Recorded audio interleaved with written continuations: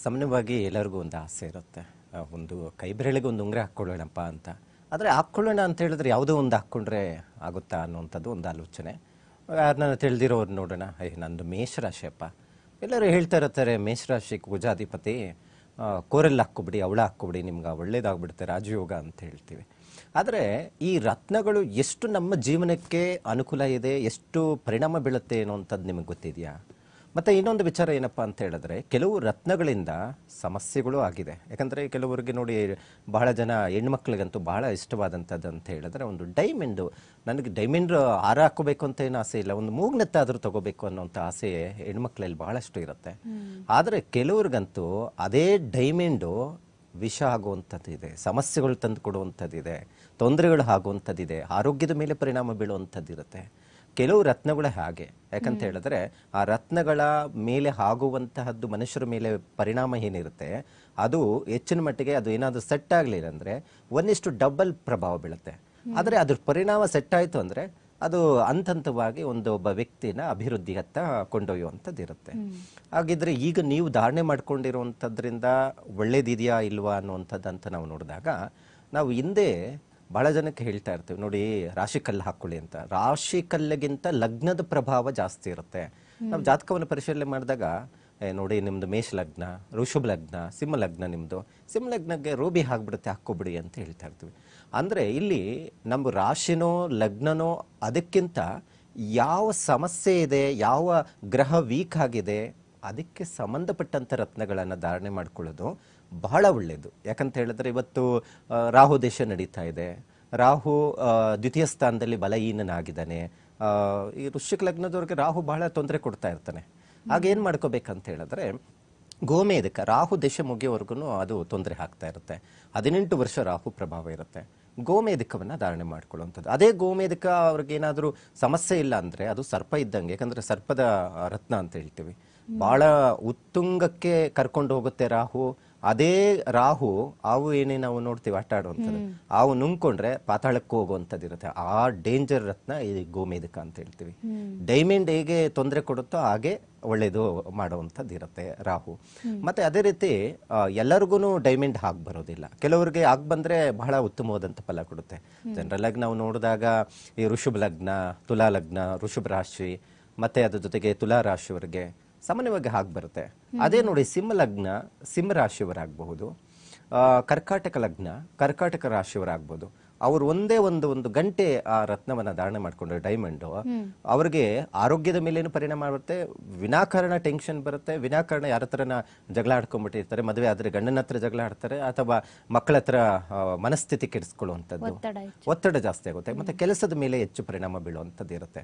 ಅದಕ್ಕೆ ಬಹಳ ಡೇಂಜರ್ ರತ್ನ ಅದು. ಈ ಗೋಮೇಧಕ, ಇಂದ್ರನೀಲ, ಡೈಮಂಡ್ ವಿಚಾರದಲ್ಲಿ ಸಾಮಾನ್ಯವಾಗಿ ಬೇರೆ ಗ್ರಹಗಳ ರತ್ನಗಳನ್ನ ನಾವು ಧಾರಣೆ ಮಾಡಿಕೊಂಡ್ರೆ ಅದು ಪರಿಣಾಮ ಅಷ್ಟೇನು ಪರಿಣಾಮ ಬೀಳೋದಿಲ್ಲ. ಅದರದ್ದು ತೀವ್ರತೆ ಹಂತವಾಗಿ ಬರುವಂಥದ್ದು ಇರುತ್ತೆ. ಬಹಳ ಜನಕ್ಕೆ ಬುಧ ವೀಕ್ ಆಗಿರ್ತಾರೆ. ನಾನು ಹಾಗಾಗಿ ಮೀನ ರಾಶಿಯಲ್ಲಿ ಬುಧ ಇದ್ರೆ ನೋಡಿ, 4ನೇ ಮನೆ ಧನುಸು ಲಗ್ನದಲ್ಲಿ ಹುಟ್ಟಿರುವಂಥ ಮಕ್ಕಳಿಗೆ ಏನಾದರೂ 4ನೇ ಮನೆಯಲ್ಲಿ ಏನಾದರೂ ಬುಧ ಇದ್ರೆ ಅಹಂ ಜಾಸ್ತಿ ಇರುತ್ತೆ. ಗೊತ್ತು ಬಿಡಮ್ಮ, ನಾನೆಲ್ಲ ಓದ್ಕೊಂತೀನಿ ಅಂತಾರೆ, ಏನು ಓದ್ಕೊಂಡಿರಲ್ಲ. ಕೆಲವ್ರಿಗೆ ಬುಧ ನೀಚ ಆಗಿರುವಂತವ್ರಿಗೆ ಅವ್ರು ಕರೆಕ್ಟ್ ಅನಿಸುತ್ತೆ, ಅವ್ರು ಮಾಡ್ತಾ ಇರುವಂತದ್ದು ಯಾವುದೇ ವಿಚಾರ ಕರೆಕ್ಟ್ ಇರುತ್ತೆ. ಬೇರೆಯವ್ರಿಗೆ ಏನಾಗುತ್ತೆ ಅಂದ್ರೆ ನೋಡಿ ತಪ್ಪು ಹುಡುಕುವಂಥದ್ದು, ಇವಳಿಗೆ ಅಹಂಕಾರ ಜಾಸ್ತಿ, ಅಹಂ ಜಾಸ್ತಿ, ಬಂದ್ರೇನು ಮಾತಾಡ್ಸಲ್ಲ ಅನ್ನುವಂಥದ್ದು. ಯಾಕಂದ್ರೆ ಬುಧನ ತತ್ವ ಆ ಥರ ಇರುತ್ತೆ. ಯಾವಾಗ ಬುಧ ವೀಕ್ ಆಗಿರ್ತಾನ ನೋಡಿ, ಈ 2 ರಾಶಿಯವರು ಧಾರಣೆ ಮಾಡ್ಕೋಬಾರ್ದು. ಯಾವುದು ಅಂತ ಹೇಳಿದ್ರೆ, ಧನಸ್ಸು ಮೀನ ರಾಶಿಯವರೇನಾದರೂ ಇದೇ ಧನಸ್ಸು ಮತ್ತೆ ಮೀನ ಲಗ್ನದಲ್ಲಿ ಹುಟ್ಟಿರುವಂಥವರು ಈ ಎಮ್ರಾಲ್ಡ್ ಬುಧನಿಗೆ ಸಂಬಂಧಪಟ್ಟಂತ ರತ್ನ ಏನಾದರೂ ಗ್ರೀನ್ ಬಣ್ಣದಲ್ಲಿ ಇರುತ್ತೆ, ಅದನ್ನು ಧಾರಣೆ ಮಾಡಿಕೊಂಡ್ರೆ ಇನ್ನಷ್ಟು ಹೆಚ್ಚಿನ ಮಟ್ಟಿಗೆ ತೊಂದರೆ ಆಗುವಂಥದ್ದು ಇರುತ್ತೆ. ಸೊ ಇವರು ಹೊರತುಪಡಿಸಿ ಮಿಕ್ಕದಂತಹವ್ರು ಯಾರಿರ್ತಾರೋ ರಾಶಿಯವರು, ಮಿಥುನ ರಾಶಿಯ ಮತ್ತೆ ಕನ್ಯಾ ರಾಶಿ ಅಧಿಪತಿ ಆದಂಥವನು ಮೀನ ರಾಶಿಯಲ್ಲಿದ್ದರೆ ಆದಷ್ಟು ಎಮ್ರಾಲ್ಡ್ ಅನ್ನು ಧಾರಣೆ ಮಾಡ್ಕೊಳ್ಳುವಂಥದ್ದು ಬಹಳ ಒಳ್ಳೆಯದು. ಯಾಕಂದರೆ ಬುಧ ವೀಕ್ ಆಗಿರ್ತಾನೆ, ಬೇರೆಯವರಿಗೆ ತಪ್ಪು ಹುಡುಕುವಂಥದ್ದು ಮತ್ತೆ ಅವರಿಂದ ನಿಂದನೆಗಳು, ಸಮಸ್ಯೆಗಳು ಬರುವಂಥದ್ದು ಇರುತ್ತೆ. ಸೊ ಈ ತರ ಧಾರಣೆ ಮಾಡ್ಕೋಬಹುದು. ಮತ್ತೆ ಈ ಗೌರ್ಮೆಂಟ್ ಕೆಲಸಕ್ಕೆ ಬಹಳ ಹುಡುಕಾಟ ಇರ್ತಾರೆ. ಬಹಳ ಜಾತಕದಲ್ಲಿ ನಾವು ನೋಡ್ತೀವಿ, ನೋಡಿ ನಿಮ್ಮ ಜಾತಕದಲ್ಲಿ ಬುಧಾದಿತ್ಯ ಯೋಗ ಇದೆ, ನೀವು ರವಿ ಉಚ್ಚ ಸ್ಥಾನದಲ್ಲಿ ದಶಮದಲ್ಲಿ ಮೇಷರಾಶಿಯಲ್ಲಿ ಇದ್ದಾನೆ, ನಿಮ್ಗೆ ಸರ್ಕಾರಿ ಕೆಲಸ ಆಗುತ್ತೆ ಹುಡುಕಿ ಅಂತ ಹೇಳ್ತೀವಿ. ಅದೇ ವೃಶ್ಚಿಕ ರಾಶಿಯಲ್ಲಿನೂ ನೋಡಿ ಇವತ್ತು ಎಷ್ಟೋ IAS ಆಫೀಸರ್ ಆಗಿದ್ದಾರೆ, ಮತ್ತೆ ಯಾವುದೋ ಒಂದು ಬ್ಯಾಂಕಲ್ಲಿ ಕೆಲಸ ಮಾಡ್ತಾ ಇದ್ದಾರೆ, ಅಥವಾ ಮೆಡಿಕಲಲ್ಲೇ ಗೌರ್ಮೆಂಟ್ ಕೆಲಸದಲ್ಲಿ ಅನುಕೂಲ ಆಗಿದೆ ಅಂತ ಹೇಳಿದ್ರೆ ಅಂಥ ಕಾಂಬಿನೇಷನ್ಸು ವೃಶ್ಚಿಕ ಲಗ್ನ ವೃಶ್ಚಿಕ ರಾಶಿಯಲ್ಲಿ ದಶಮ ಸ್ಥಾನವಾಗಿದ್ದು ರವಿ ಮತ್ತು ಬುಧನ್ ಕಾಂಬಿನೇಷನ್ಸ್ ಇದ್ದರೆ ಅವರು ಸರ್ಕಾರಿ ಕೆಲಸದಲ್ಲಿ ಇರ್ತಾರೆ. ಸೊ ಈ ಥರ ಕಾಂಬಿನೇಷನ್ಸ್ ನಾವು ನೋಡ್ಬೋದು. ಅದರಲ್ಲಿ ಏನಾದರೂ ಶನಿ ಅಥವಾ ಜಾತಕದಲ್ಲಿ ಏನಾದರೂ ಚಂದ್ರ ಇತ್ತು ಅಂದರೆ ಆ ದಶಮ ಸ್ಥಾನದಲ್ಲಿ ಬುಧಾದಿತ್ಯ ಯೋಗದಲ್ಲಿ ಇತ್ತು ಅಂದರೆ ಅಂಥವರು ಕಂಪಲ್ಸರಿ ಅವರು ಅವಳವನ್ನು ಧಾರಣೆ ಮಾಡ್ಕೊಳ್ಬೇಕಾಗುತ್ತೆ. ಇಲ್ಲ ಅಂತ ಹೇಳಿದ್ರೆ ಅವರಿಗೆ ಕೆಲಸದಲ್ಲಿ ಪದೇ ಪದೇ ಪದೇ ತೊಂದರೆ ಆಗ್ತಾ ಇರುತ್ತೆ. ಸೊ ಈ ಥರ ರತ್ನಗಳನ್ನು ಧಾರಣೆ ಮಾಡ್ಕೋಬೇಕಾದ್ರೇನು ಆಲೋಚನೆ ಮಾಡಬೇಕು. ಒಂದು ಸತಿ ಅಲ್ಲ 10 ಸತಿ ಆಲೋಚನೆ ಮಾಡಬೇಕಾಗುತ್ತೆ. ಭಾಳ ಜನ ಬಂದು ಹೇಳ್ತಾರೆ, ಗುರುಗಳೇ ಅದು ಯಾರೋ ಹೇಳಿದ್ರು ನೋಡಿ ಇಂದ್ರನೀಲ ಬ್ಲೂ ಸಫೇರ್ ಹಾಕ್ಕೊಂಡೆ, ಆವಾಗಿಂದ ಕಷ್ಟಗಳು ಬರ್ತಾ ಇದೆ, ನಾನು ಭಾಳ ದುಡಿತಾ ಇರ್ತೀನಿ, ನಾನು ಬೇರೆಯವ್ರಿಗೆ ದುಡ್ಡು ಅಂತ ಕೊಡ್ತಾ ಇರ್ತೇನೆ, ನಾನೇ ಸಾಲಕ್ಕೆ ಸಿಕ್ಕಾಕೊಬಿಟ್ಟಿದ್ದೀನಿ, 6 ತಿಂಗಳಿಂದ ನಾನು ಈ ಬ್ಲೂ ಸಫೇರ್ ಹಾಕ್ಕೊಂಡಿದ್ದು, ಇವತ್ತಿಗೂ ಕಷ್ಟಗಳು ಬಿಡ್ತಾ ಇಲ್ಲ, ಇದು ಬಿಟ್ಟು ತೆಗೆದಾಕ್ಬಿಡೋಣ ಅಂದ್ರೆ ತೆಗೆಯೋಕ್ಕೂ ಆಗಲ್ಲ, ನೋಡೋಣ ಅಂತ ಇಲ್ಲಿವರೆಗೆ 6 ತಿಂಗಳಾಯ್ತು, ಅಷ್ಟೊತ್ತಿಗೆ ಎಲ್ಲ ಲಾಸ್ ಮಾಡ್ಕೊಂಡ್ಬಿಟ್ಟಿದ್ದೀನಿ, ಇದು ಹಾಕೋಬಹುದಾ ಇಂದ್ರನೀಲ ಅಂತ ಹೇಳ್ತೀವಿ. ಸೊ ಇದು ನೋಡೋದಕ್ಕೆ ಆತ ಸಿಂಹ ಲಗ್ನ ಸಿಂಹ ರಾಶಿಯಲ್ಲಿ ಹುಟ್ಟಿರುವಂಥದ್ದು, ಯಾವುದೇ ಕಾರಣಕ್ಕೂ ಹಾಕೋಬಾರ್ದು. ಹಾಕೊಂಡ್ರೆ ಅವನ ಬಿಸ್ನೆಸ್ ಹಾಳಾಗುತ್ತೆ, ಲಾಸ್ ಮಾಡ್ಕೊಳ್ಳುವಂಥದ್ದು ಇರುತ್ತೆ. ಇಂದ್ರನೀಲ ಅಂದ್ರೆ ಶನಿಗೆ ಸಂಬಂಧಪಟ್ಟಂತ ರತ್ನ ಆಗಿರುತ್ತೆ. ಯಾಕಂತ ಹೇಳಿದ್ರೆ ಶನಿಗ್ರಹ ಸರ್ವಯೋಗಕಾರಕ ಆಗಿರ್ತಾನೆ, ಸರ್ವವನ್ನೂ ಕೊಡುವಂತವನಾಗಿರ್ತಾನೆ. ಆ ಗ್ರಹದ್ದು ಅವನಿಗೆ ಜಾತಕದಲ್ಲಿ ಚೆನ್ನಾಗಿತ್ತು ಅಂದ್ರೆ ಬಹಳ ಉತ್ತುಂಗಕ್ಕೆ ಹೋಗ್ತಾನೆ. ನೋಡಿ ಇವರು ಯಾರು ಇಂದ್ರನೀಲ ಧಾರಣೆ ಮಾಡ್ಕೋಬಹುದು ಅಂತ ಹೇಳಿದ್ರೆ ಈ ರಾಷ್ಟ್ರಾಧಿಪತಿಗಳು ಇರ್ತಾರೆ ನೋಡಿ, ಮಕರ ಮತ್ತೆ ಕುಂಭ ರಾಶಿಗೆ ಶನಿ ಅಧಿಪತಿ ಆಗಿರ್ತಾನೆ. ಮತ್ತೆ ಆ ರಾಷ್ಟ್ರಾಧಿಪತಿ ಏನಾದ್ರೂ ಜಾತಕದಲ್ಲಿ ಮೇಷರಾಶಿಯಲ್ಲಿ ಸ್ಥಿತವಾಗಿದ್ರೆ ಮೇಷರಾಶಿಗೆ ಶನಿ ನೀಚ ಆಗಿರ್ತಾನೆ.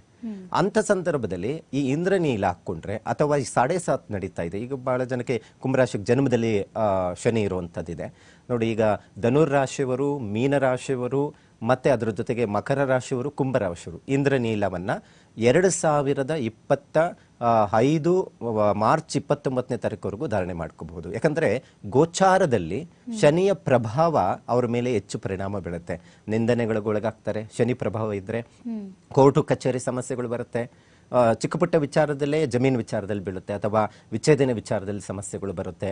ಈ ಧನುಸು ರಾಶಿ ಮತ್ತೆ ಮಕರ ಮತ್ತೆ ಕುಂಭ ರಾಶಿಯವರಿಗೆ, ಈ ಮೀನ ರಾಶಿಯವರಿಗೆ ಪ್ರಾರಂಭ ಆಗುತ್ತೆ, ಗಂಡ ಹೆಂಡತಿ ಜಗಳಗಳು ಆಗಬಹುದು, ಅಥವಾ ಇನ್ನೇನೋ ಚಿಕ್ಕ ಪುಟ್ಟ ವಿಚಾರದಲ್ಲಿ ಸಮಸ್ಯೆಗಳು ಬರಬಹುದು.